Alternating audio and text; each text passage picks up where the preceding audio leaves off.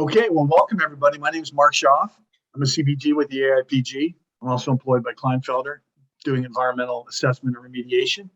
And it's my pleasure to host and to lead this town hall meeting by AIPG. It's a second one this year. And our main host this year is the executive director of AIPG. And that'll be Aaron Johnson. And Aaron will we'll start off with a few questions. It's just an intro. How long have you been involved with AIPG, and how did you become the executive director? I started as executive director in August of 2016, and that was really my introduction to AIPG in a lot of ways. I became interested in the position when Bill Shook came to the Geological Society of America's annual meeting in Baltimore in 2015. And I won't ever forget that meeting because I'm a Kansas City Royals fan. So every night at the end of the meeting, I was watching the World Series. It was right during World Series time. But Bill really talked about what AIPG does and why AIPG matters, and had let everyone know that they were seeking a new executive director.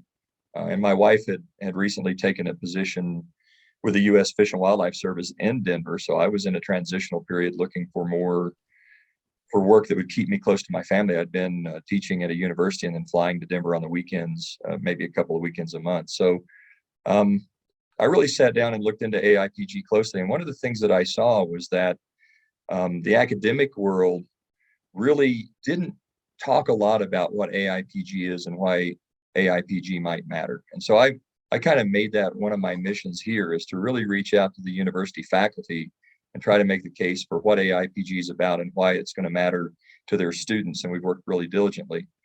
So I came on in June of 2016, but I'd already signed a contract to teach field camp for the South Dakota School of Mines. So I was here for a week, and then I went off to Wyoming to teach field camp for 5 weeks, and I started full-time really about the 1st of August of 2016. So since that time, my main focus, I've had a lot of those sort of day-to-day operations things, and really focused on trying to take the message, the professional message, into the academic realm a little bit, so that students and faculty are more aware of what we do and why what we do should matter to them. Great, thank you. What are some of, outside of that academic sort of somewhat marketing of AIPG role, what other roles and responsibilities kind of keep you busy week in, week out, year in, year out, sort of on a kind of at a high level, general level? Sure. So, at the highest level, my job is to take the vision that the executive committee develops and to find a way to implement it. That's to find the resources that we might need, to identify the right people, to help our staff get pointed in the right direction and support the value that the executive committee derives. And that can be a little bit of a challenge year over year because executive committees change. Our field is pretty dynamic, as you know. I mean, recently there have been a lot of mergers and acquisitions, and so how the field is dynamic from that sense, but it's also dynamic in the sense of new pieces of legislation coming out, or new regulations coming out, or the state of New York deciding to do a registered geologist and then to add in professional development. And then we end up consulting on a regular basis with folks that are part of those kinds of initiatives. So at the top level, my job is to help implement AIPG's overall vision. And we've been really fortunate, especially in the last couple of years, as Nancy Wilberson and Matt Rhodes have really passed the baton pretty efficiently, so that we stayed focused on a lot of the same goals and objectives, one of them being the mentoring program, just as an example. And it makes it easier for us in the national office to implement those visions and those goals when we can stay consistent, so we don't see a lot of change in direction. And that makes it a little easier for us, makes us more efficient. The other thing that I do is I'm sort of the day-to-day budget analyst and manager. I'm always watching AIPG's budget to see kind of where we are and where we stand.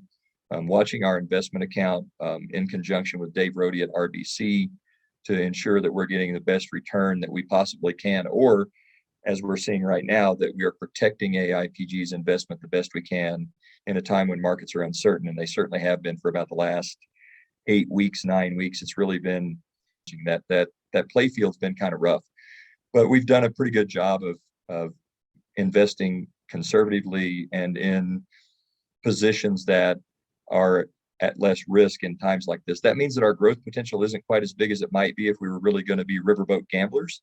But it's not my money, it's your money. And so we want to do the best we can to take good care of the assets that you've entrusted to us. The other thing that I do is I kind of supervise. I'm the overall supervisor of the national office staff, but Wendy really needs to get a lot of credit for what she does on a day-to-day basis to make sure that the national office runs smoothly from a personnel point. And that takes a lot of pressure off me. And I really want to make sure that you guys recognize just how much effort Wendy puts into that. And Kathy Duran also, with the meeting planning going on and planning 2 meetings at once, Kathy deserves a lot of credit because she's doing fantastic work. And she's been, quite frankly, from my perspective, very, very efficient in terms of planning 2 meetings at once, plus working on another symposium. And I'm really impressed with what they do, and I want to make sure that I give them a lot of credit for that. So that's my responsibility and my role kind of in a nutshell. Great, thank you for that. So the first thing you mentioned was the vision. The executive committee kind of establishes your agenda, and then you need to make that agenda happen, right? So how about like a few examples from last year? What were a couple of the themes or activities, things that you really kind of dug in deep on and really drove on, and that some of those things might be continuing this year? But what are a couple of things you think of, when we talk about that vision or agenda that the executive committee started, last year with, and what did you focus on? Well, I think our biggest focus over the last year was driving membership. And that's always been a focus, but Nancy and Matt especially found new ways to inject some energy into that. And one of those things was to make that a part of our conversation every day.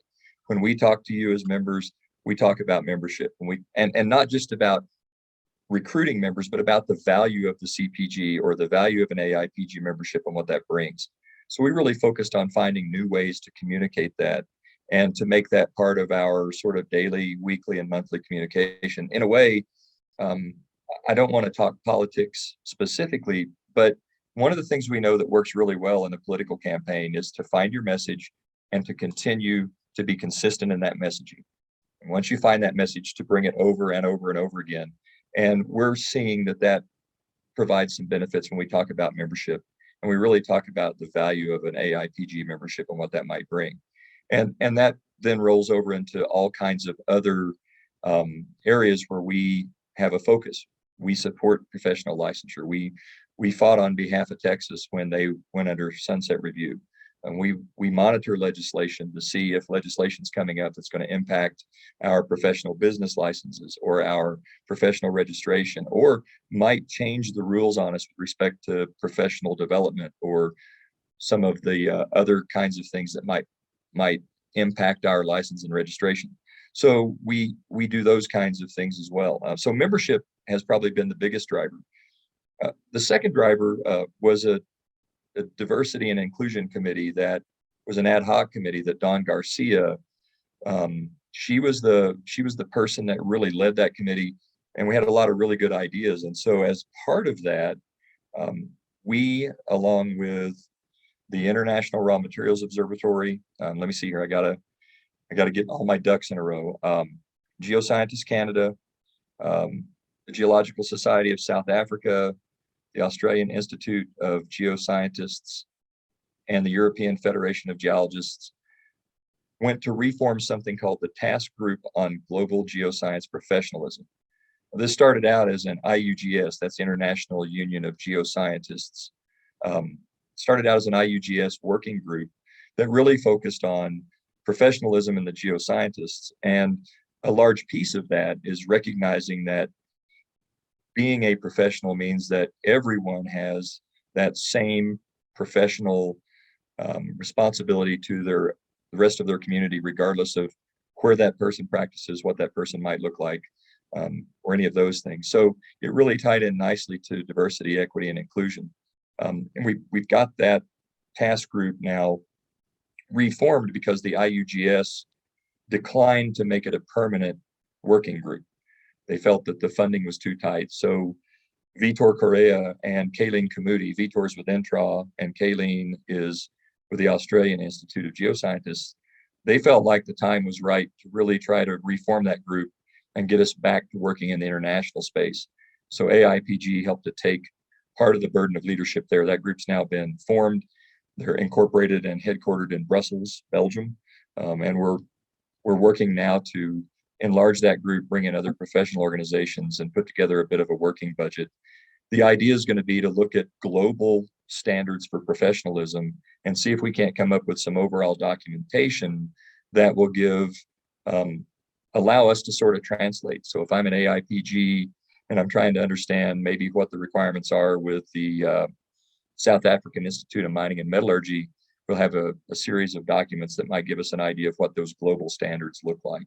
So that, I think, is our next big effort there, and that should be commencing probably in August. So those would be two of the really big things we focused on. The third thing, just kind of thinking about how we provide value, has been to think about making the CPG more valuable outside just AIPG. So we sat down and we developed a mutual recognition instrument with the Institute of Geologists of Ireland. So they have a credential they call the Professional Geologist, or PGO. And we developed a mutual recognition where a holder of the CPG can complete a one-page application, and as long as they're in good standing with AIPG, they can apply to get their PGO for Ireland. And then the reverse would be true for a holder of the PGO in Ireland. They could go and do that one-page application and get their CPG with AIPG. The reason that we did this is that not everybody who holds the PGO in Ireland would hold the European geologist. We've already got a reciprocal agreement with them to get a European geologist certification. That's with the European Federation of Geologists. There's an alphabet soup here. And so EFG, if you hear me say that, that's the European Federation of Geologists. And then the Geological Society of London, the GSL, we have an agreement with them. So we're trying to strengthen those relationships and make it easier for someone who holds a CPG to get a certification outside that group. I think our next big area of focus will be to try to do the same thing with the Australian Institute of Geoscientists and see if we can't get a mutual recognition there. So that's kind of been the three things that I think in the last year, 15 months, that we really focused on the most. Of course, COVID was a daily, monitoring COVID was a daily event as well. It seemed like every day, a big part of my day was taken up just trying to understand what was going on in the realm of the pandemic and how that might impact us. And I think that's really started to ease. And so we can go back and focus on some of these other items and have a little more time to put in those areas. Great. Yeah. Amen to that. Hopefully we're past the pandemic and life will for sure return to normal. Thank you. That seems like a really good combination between staying really focused and committed to the AIP membership and then also trying to expand that into some international realms, both the last thing you mentioned with the Institute of Geologists of Ireland and the Global Geoscience Professionalism Task Force as well. Interesting stuff there. What about 2022? Are there any new projects, or is it you kind of ended by saying we want to continue to push these things forward and continue to spur these things on? Are there any other things that you can tell us about in 2022 that are coming up that maybe came out of the executive committee? Well, one of the things that has come out is we've really talked about how the CPG screening process works. And one of the things that we know is that, especially in the last 10, maybe 15 years, there's been a lot of change in the academic world. There's been a change in requirements. Academic programs have to change focus. There's been, in many states, there's been a focus on degree attainment. And in some cases, that means that degree programs change so that attainment is more efficient. I wouldn't say it's better or worse, but I would say that, as an example, I used to be a faculty member at Northwest Missouri State University, and they got their 5-year graduation rate up to nearly 70%, which is an incredibly high number. It tends to hover around 50. But one of the ways that you do that is you look at maybe changing degree programs so that it's a little easier for students to finish that degree. And that's hit geology as well. So one of the big areas of focus for me next year is going to be to look at modern geology degree requirements and how they, what's the right word, how they compare to our requirements for a CPG, right? Because the requirements for a CPG were written nearly 60 years ago. Because the realm has changed so much, as one example, the university that I taught at in Virginia, they don't teach mineralogy and petrology anymore. They teach a year-long course called Rocks and Rock-Forming Minerals. So what I've done is I've laid out about 38 different colleges and universities spread from Ivy League all the way down to private liberal arts colleges, Research One universities, regional teaching schools. And we're going to spend a year trying to understand what the variation is in all those programs. And I think the big benefit is going to be not that we need to change the CPG requirements. I wouldn't make that argument at all. But I think what it will help us do is it'll help us have a much better feel for how we treat CPG applications that don't fit the traditional mold, because we'll have a much better idea of the variation in geology degree programs, geoscience degree programs nationwide. And that may also help us then make some comparisons when we get applicants that have degrees from international institutions or from abroad. So that's going to be sort of my big focus. And that's come out of a lot of discussion in the executive committee about how we screen CPGs and what that might mean. I think the second thing that's ongoing, and Mark, you're probably better positioned to talk about it than I am, is the new AIPG mentorship program that's actually launched now. That was a little over a year-long project. Nancy Wolverson, she really pushed that idea forward, and a lot of the ideas in this program came from Nancy and from the executive committee, because we'd been looking at jumping into a mentoring program that was going to be run by the American Geophysical Union. I mean, it was going to have a pretty hefty price tag, and Nancy felt like that inside AIPG we had the ability to do this on our own in a way that would be more cost effective and probably more beneficial to our members. And so I know you've been a big piece of it. Do you want to maybe take some time and talk about that program? Sure. Yeah, I mean, I haven't been involved with the AIPG executive committee for very long, not even a year. I raise my hand and I get the sense if somebody's at that place where they want to get involved and they raise their hand and you're willing to have make available the time, the AIPG folks they're gonna really and they're gonna find a place for you to help out. And that's what I was really looking for. I was really looking for the right opportunity, and I met Nancy, and she immediately said, "You want to help with this?" And the more I got to know about it, I think back to the mentors that I had and how important they were and how much benefit I got from those relationships. Some of them might have only lasted 30 minutes, and then some of them I could still think of have lasted 30 years. So, it all varies and depends, but it's really great to be able to find somebody that has done the things that you're doing.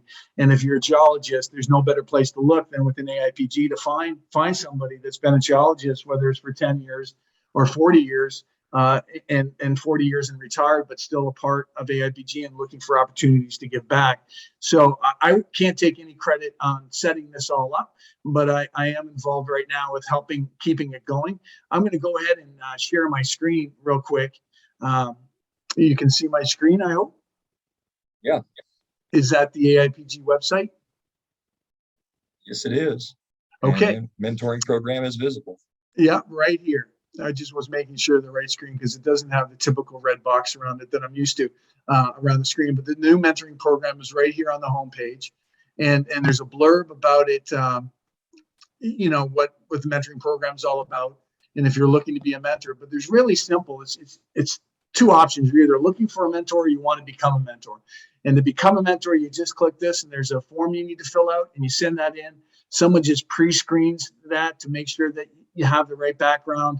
And a little bit about your mentoring style and what you're looking to get from the mentorship. And if you're looking for a mentor, you just click on this button and you have a list of all the AIPG mentors that have volunteered, where they are in the United States, what industries they're in, and things like that. So it's already set up, and I think it launched earlier this year. And I've been contacted a few times for a few people. We're going to do a survey between now and I think probably the end of June, by the end of the quarter, to reach out to all the mentors and find out, who's been contacted, how that's gone, to sort of see what use the mentoring program is getting in terms of the benefit to the mentees. And then we'll talk more about it at the annual meeting in up in Michigan in August, and this will be a big thing to kind of advertise for the student day up there on the Saturday in Marquette, and we look forward to doing that as well. So if you haven't already become a mentor, again, all you have to do is go into the mentoring program here, fill out the Become a Mentor form, and somebody will pre-screen that, and then you'll get listed as an active mentor. If you're looking if you're involved with students, or you are a student or a young professional, and you don't necessarily need to be, I think we're all looking to take advice no matter where we are in our career. And it might be something that's later on in your career in terms of changing jobs, changing companies, locations. You might want to change the area of geology that you're practicing. There can be all kinds of different reasons that we want to talk to somebody and just use them as a sounding board. So I think this is a great add to AIPG, and I hope it gets a lot of use. From there, I think we're going to open it up for questions at this point. So if anyone has a question, they can speak up, and we'll try to answer. Hey, this is John Bognar. May I ask a question, please? Absolutely, John. Thank you. So, mentioned a little bit was the investment portfolios that Dave is managing these days, and so I'm sure that the numbers are down from a year to date and that sort of thing. But are we using any of that money, or is that money been invested and it hasn't been touched? We've just been letting it ride. Are we having to dip into it at all, or what's going on with that, if anything? We do take a draw. We take a monthly draw to support AIPG's overall financial portfolio. That's a matter of public record. You're certainly welcome, and it'll be shown in the executive committee meeting on the 4th of June. So you're absolutely welcome to see it. And we take out ignorant of no problem at all. Yeah, no problem at all. We take out about $42,000 a year to support national office initiatives and to support the overall national office at AIPG. It doesn't go to a specific initiative. Instead, it goes into a general fund where we can utilize it as we feel is best. Right. Okay. Yeah. I'm just curious. I just didn't know where that deal went. Yeah. So our overall management strategy in that sense is to remove less than 4% per annum of the principal, because you can generally count on a 4% return on average. Now, right now, we're not anywhere near that, but we're still well above where we were even 3 years ago. Yeah. Okay. Yeah. Good. Thank you. Well, other questions come up. I got one for you, Aaron, because I think it's something that actually, you and I talked about it recently, and it's something that's probably on a lot of people's minds here and there. And I know that the answer is a little bit all over the map, and it's a tough spot for you to be in. But if you could share just a little bit about where AIPG is with ASBOG, and one of the places I think that you should start that I just learned is that ASBOG doesn't really have a national office and can't provide the same kind of services that we do to our membership. It's a different kind of organization. But I guess the question is there movement, or is it just continue to be a consideration as to how those two groups might or might not come together or stay separate? Any thoughts on that? Boy, way to put me on the spot there, Mark. No. Well, I left it open. I know it's all over the map, and different people have different opinions. But I think it's important for the membership to know that there's still communications to go on between the two groups and things like that. Yeah. Dina Sneed is the executive director of ASBOG, and she and I speak probably every other day on average. ASBOG it's a little bit different beast, because the members of ASBOG aren't really individual geologists. They're the state boards of geology that do the professional licensing and registration. Dina and I have talked a lot about how a group like AIPG, for our members at least, if there was a way when you applied for your professional registration in North Carolina, that we could provide a lot of the information that would be necessary, and that would save you the work, right? We could provide your work history and background. We could say that you've get this amount of experience, and we could potentially even provide copies of transcripts. Complicating factor is that the legislation that created the board and created registration in each state is different. And in some states, they're legislatively not allowed to take information from anyone but the applicant. So we've talked a lot about how AIPG could act as a clearinghouse or a repository of information that might make the registration process easier. And the short answer is it might work for some states, but not others. And so there's been some pushback is the wrong word, because that implies that the boards are opposed. And what there really is hesitancy, because you don't want to run afoul of your legislators, and you don't want to make a change that then might put a board in a difficult position because you didn't know it was going to do that until after you made the change. So we've talked quite a bit about that. We've also talked a little bit about how AIPG might be able to access the ASBOG exams and create a value added to the CPG, so that you could have a CPG category that would also include that ASBOG examination. And there's some movement in that direction a little bit, because ASBOG, at least initially, their interpretation was that if you were going to be able to give the exam, you had to be a state that had a member board. But then they found a way to start offering that at universities in Michigan as an exit exam.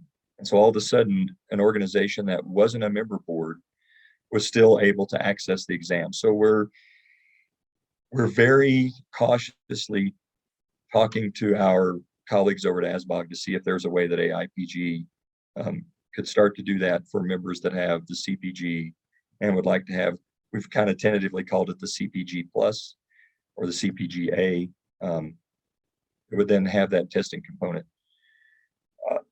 Beyond that, Dina and I are, in a lot of ways, are cut from the same cloth. We have a lot of the same overall views and vision for the profession, and that is that we want to do everything we can to support geologists in every state, whether that state has registration or not.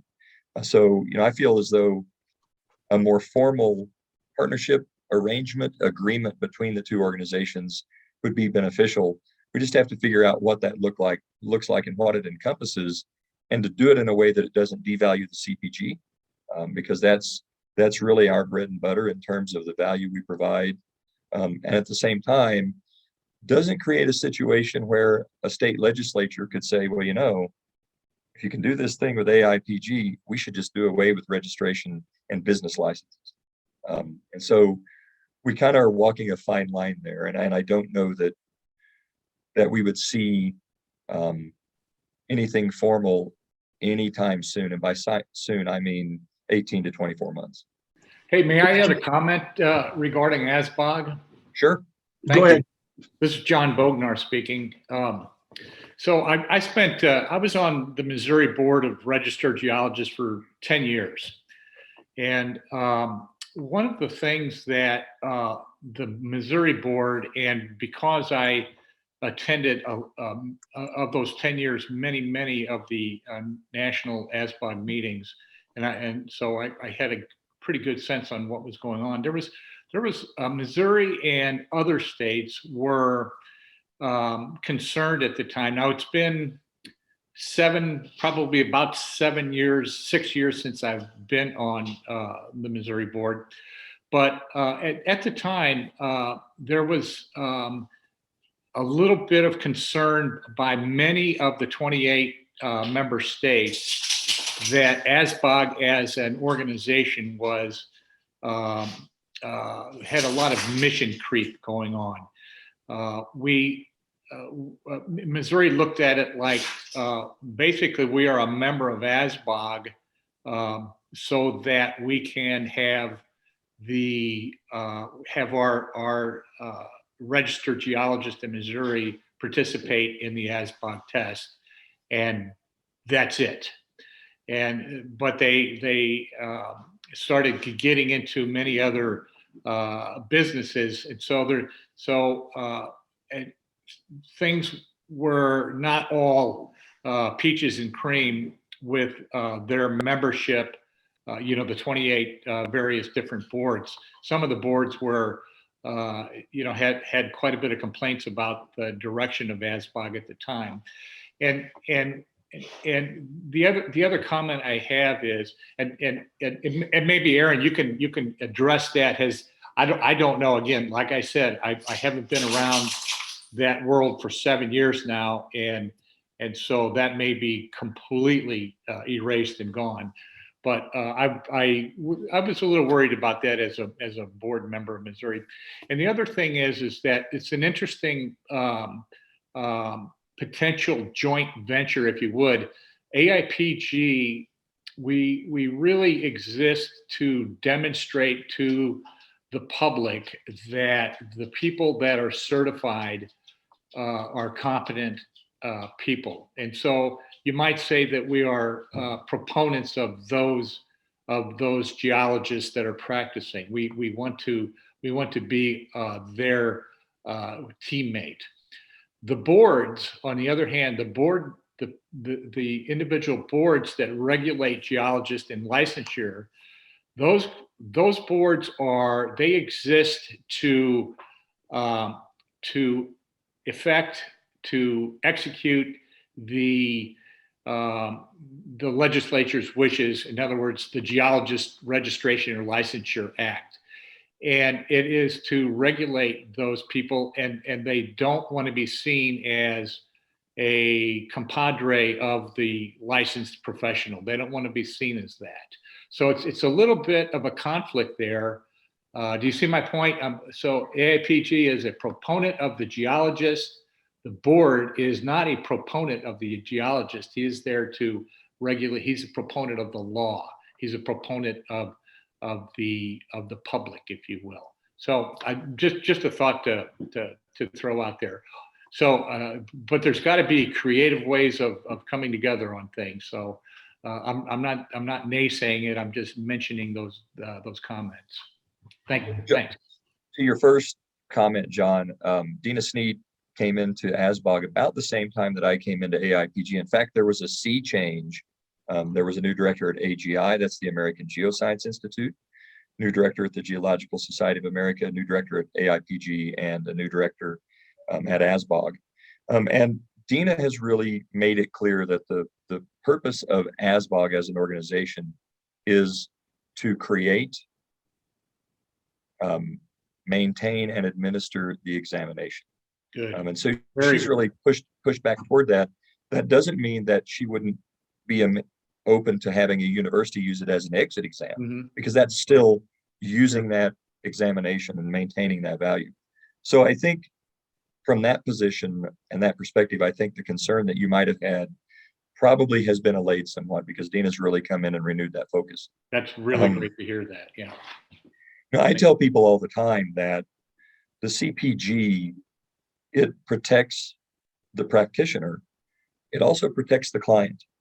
And in some ways, it protects the public. So we're an advocate, but we're an advocate for the profession. And I think that's one of the things that we can really focus on. And if we advocate for the profession, we benefit you as a geologist. We also sometimes advocate on behalf of the public, or we advocate on behalf of a client. And so I think that's really where our value is going to lie. We don't have a statutory or legal mandate. But what we do have instead is the ability to ensure that everyone that holds that CPG meets really rigorous standards. And in fact, I heard from someone, gosh, I can't remember what state, somewhere in the Southeast, might have been South Carolina, who was really impressed with the 8 years of experience and all of the vetting that we do individually. They said they sent in their application materials, and to their knowledge, no one, not a single supervisor, ever got a phone call. And I was astonished by that, because I've seen how our our section screening committee goes about doing their work. And I've listened to Nancy Wolverson talk about the phone calls she's making to check up on someone's work record. And I was kind of flabbergasted by that. It made me want to pick up the phone and call them back and say, are you sure? Are you sure that nobody heard? Because that's a little hard to believe. And if it's true, then maybe we're doing some things really the right way. It sounds like it to me. Yeah. Yeah, in terms of our vetting process. Well, if it's going to be quiet, then there's another thing I'd kind of like to bring up, and that's an extension of this idea of surveying geology education programs. And it's a question that I have for you as professional practitioners, some of you in positions where you hire incoming geologists. We're seeing field camp program after field camp program after field camp program go by the wayside. We're seeing field camp is not being required in nearly as many degrees. And I'm hoping that we'll get some really hard numbers on that after I complete this survey. But, as a field camp instructor, I always felt like that was where I saw students learn finally how to be a geologist. But from your perspective, is field camp still important? I mean, when you get a potential employee that comes into your shop, does it matter to you if they have field camp, or is there something else that might be more important? That's a discussion I'd like for us to have at some point. This is Tina Bickerstaff, and I'm on the East Coast, and I'm with EEC Environmental. I will not hire a geologist unless they have field camp. My daughter is currently pursuing her degree in geology from the University of Maryland, and I had their advisor and mineralogy class at my house to look at my collection. And I told the 3 professors that were there as well that I would not hire anybody if they didn't have field camp, because they were having those conversations. And we had a lengthy discussion as to why. You just, in my opinion, and granted I'm old school, but in my opinion, you just can't do geology unless you've had that experience in being able to take what you read and learn about in the classroom or in the textbook and actually be able to apply it in person. It's eye-opening, and it's very different than how the textbook describes it as well. So not only that, it really prepares you for the type, geology aside, it prepares you for the type of work you'll be doing. You're going to be, in the field, digging trenches, dealing with bugs and dirt and sleeping on rocks or whatever it is, all sorts of uncomfortable and exciting conditions. And I don't think you can do that aptly just by describing it. So that's just my 2 cents, but I wanted to get it out there because you're right. They are having those discussions, and it's very disturbing to me. And I find it just flabbergasting that they would even consider that. So. I echo that as well, Tina. And first, I want to apologize. I was on mute. I'm just recovering from a spring cold, so I had it on mute. And thank you, David, for letting me know. But I totally echo that. And somebody I just mentored said that to me as they took their first job up in Alaska. Thank God I got a chance in COVID to do a little bit of field camp so that I could take what I learned in the classroom, apply it in a little bit of in the field. So the first time I'm not seeing things in 3D out in the field isn't my first job, and I'm like, I have no idea. How it all kind of comes together. So I agree. I think the field camp, geology, that's where it is, right? It's out of the classroom. It's hard to bring it into the classroom. And if you really want to see it, you got to go outdoors and explore for sure. Thank you for that. And I think field camps actually should be expanded to include some of the more modern types of circumstances that they may encounter. For example, environmental geology. When I first started 32 years ago, granted, but I came onto a job, and my field camp was out in San Diego in the Anzo Borrego Desert, and a fantastic place for geology. But I didn't know what a monitoring well was. I didn't know, I hadn't seen from an environmental perspective, which is so much of our industry. Let's face it, so many geologists go into that today. I think field camp should be expanded to include the traditional geology that you can from a baseline, but also to include what you can expect in industry. Well, I think this survey that I've envisioned would include, picking up syllabi and making phone calls to camp directors and saying, how's your camp structured? The one that I taught for South Dakota School of Mines, it was 5 weeks of mapping. And there's nothing wrong with 5 weeks of mapping, but if you went to the University of Missouri's camp, they have kind of 3 weeks of mapping, and then there are modules, a module on seismic, a module on environmental, a module on surface hydrology, and then students pick and choose from those modules. So I think we're seeing some movement that direction to maybe expand what a field camp might encompass. So fingers crossed, we're going to find that we're seeing, even though we're losing some camps, we're seeing more opportunity for students to learn outside that traditional model. Well, I'm a senior manager, and as I said, I wouldn't hire someone that didn't have that experience. I agree with Tina with the expanding field camp. Sorry, hi, I'm Jen. I'm kind of new to being involved with AIPG, but just talking about field camp experience, mine was very much so environmental focused. I was out there behind geoprobes, installing wells, doing aquifer testing, and I think that gave me like such a great push over everybody else that was coming into the industry to be able to have that experience. And I would love to see more of that. I know Illinois State University definitely offers a field camp that is environmental driven. Thank you, Jen. Yeah. May I ask a question? Yeah, go ahead, John. Thank you.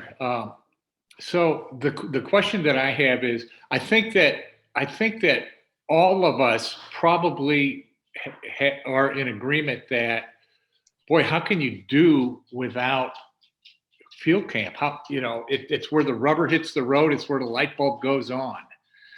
And so the question I would ask Aaron in your studies, in your interaction with these folks is there logic that justifies, especially for us, we who started our careers during the Cretaceous, is there logic that justifies moving away from this field camp thing? Is it because of the digital application of data? I don't know, but evidently some people feel that there is justification for it if it's not simply just a matter of economics or numbers. Yeah, John. Actually, Nick Harrison shared. If you want to read the chat, he just said that someone named Ginger McLemore had said the big reason for field camp scarcity is an insurance costs. Really? And so the lawyers have gotten involved, obviously, and they're saying it's too risky, and the insurance to cover that kind of an event. I guess the travel,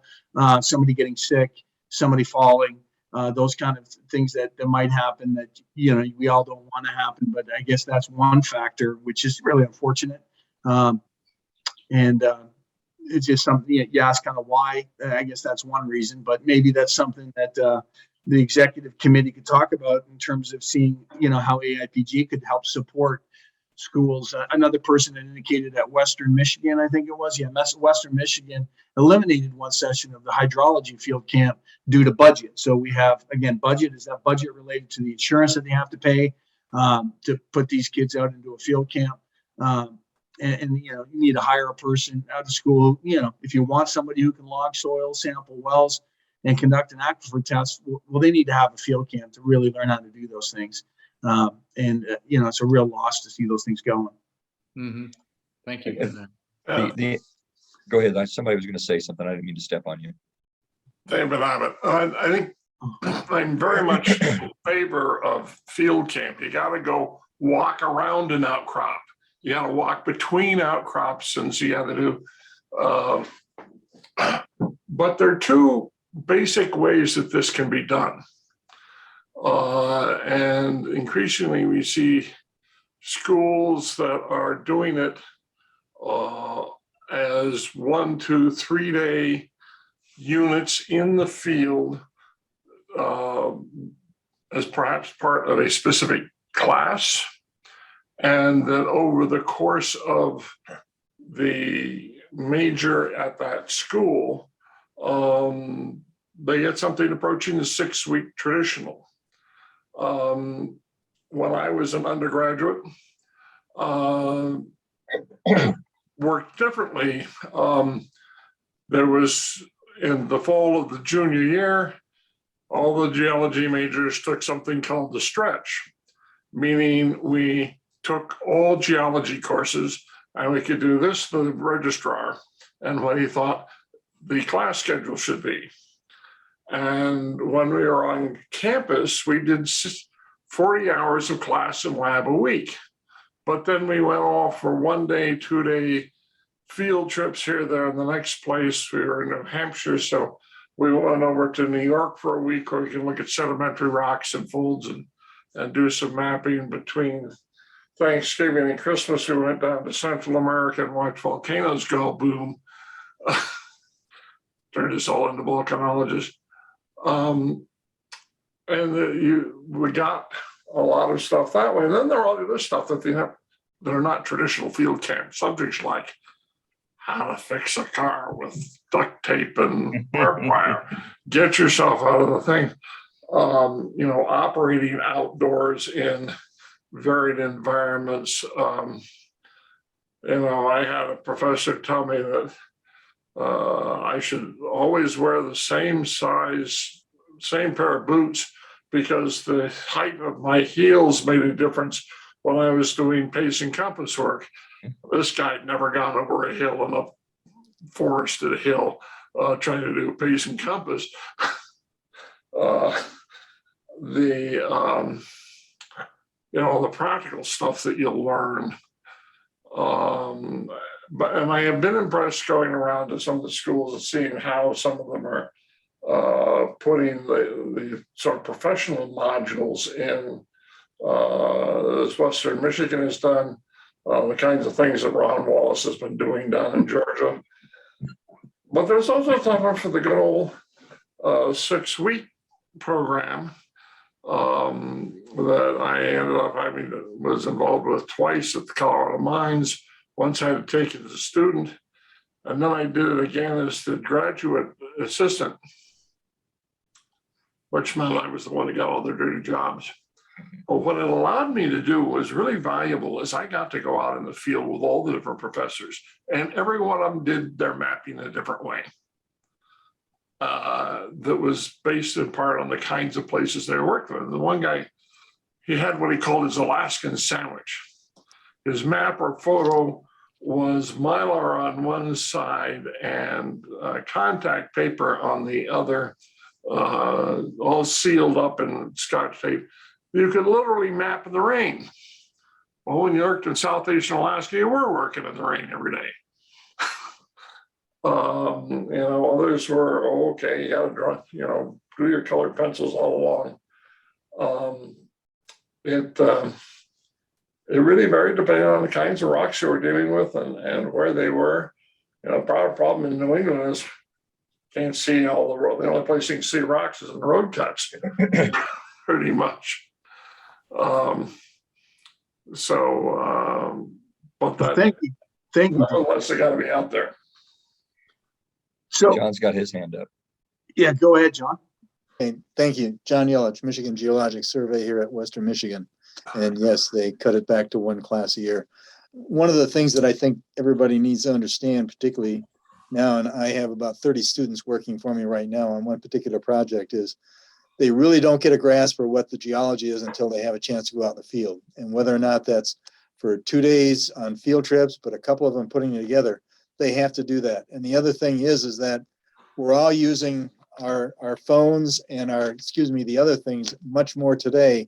And it's another component of the teaching of mapping data and other things, whether or not you're logging core, whether or not you're in the field looking at outcrops or whatever you're doing, it has to go into a computer database very quickly and not on paper. That's the way we used to do it. I've got still my logs from probably 25 years ago that I have, but the whole point is we have to put it in the computer. So it's how we have field camps, how it's done. And Dave just brought something up that, yeah, maybe it's 2 days, 3 days, but they still have to have field experience and it has to be concentrated. And Tina said it correctly, is that somebody that doesn't have field work on their history, whether it's environmental or it's just geologic field work, they're not going to be successful because they cannot put the picture together. That's just my comment. And we have to do it electronically so that everybody knows that we're now changing and putting things in the databases, and they need to have an understanding that this is how it is. Thank you very much, Sarah. Thank you, John. I appreciate that. I think we've covered the field camp topic, and we only have a few minutes left. So I just wanted to open it up to see if there's any other, and I think the field camp topic will continue to be a topic that the executive committee discusses. It sounds like it's something that, Aaron, you're going to pursue in the CPG education requirements while you kind of talk to the different universities around the country.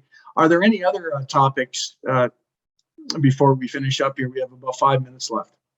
Some of these discussions would make for real nice opinion pieces for the PPG. So please send them to me. And Adam is our editor of the Professional Geologist, TPG, the magazine with AIPG, for those that aren't familiar with Adam. Thank you for all the work that you guys do up there in Michigan, putting that together every quarter. It's a lot, and it always comes out looking fantastic. Well, I'll tell you what, I'll leave you with something to think about. And it's something that we completed just before the pandemic. We worked with Northwest Missouri State University, and we created the first, to my knowledge, the first environmental geology certificate program in the country that focuses on the field applications. So a technical certificate. So students that finish that certificate, they know how to set up and use a total station. They know how to sample a well. They know how to do all the field chemistry for hot kits. They know how to do basic site mapping. So we're not talking about mapping geologic units. We're talking about going to a cleanup site and mapping that out and knowing where everything is. It's the first one of its kind. I don't need to know this now, but they're going to graduate 3 students this summer, and we'll get some data on how those students do in the job realm. But as professionals, when you see that on someone's resume and they can walk in and say, hey, I know how to set up and run a total station, is that a benefit? Would that kind of thing be a benefit for people that came to work for you? So I want you to think about that. That's my parting shot, is think about that and get back to me. Send me an email. Let me know what you think at awj@aipg.org. I'll put it in the chat. Thank you very much, Aaron. So last call for any last minute questions, or else we'll say thank you to Aaron. All right. Thank you, everybody.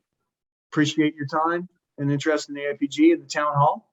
And we hope to see you again on the next AIPG town hall coming up in a few months.